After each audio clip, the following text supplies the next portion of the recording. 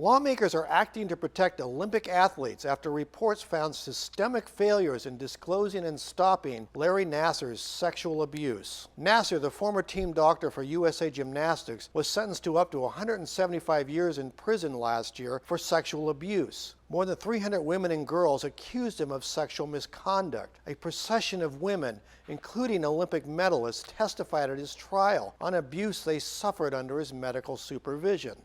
This week, a Senate subcommittee announced it would introduce the Empowering Olympic and Amateur Athletes Act of 2019.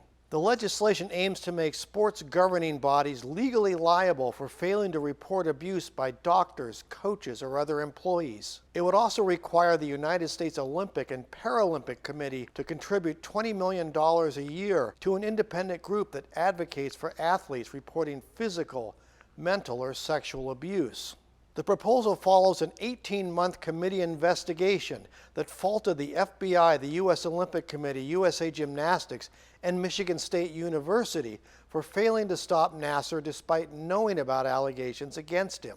An independent analysis commissioned by U.S. Olympic officials found much of the same thing. In that report, released in December, an outside law firm found Nassar's conduct continued as numerous institutions and individuals enabled his abuse and failed to stop him. It said these institutions and individuals ignored red flags, failed to recognize textbook grooming behaviors, or in some egregious instances, dismissed clear calls for help from girls and young women.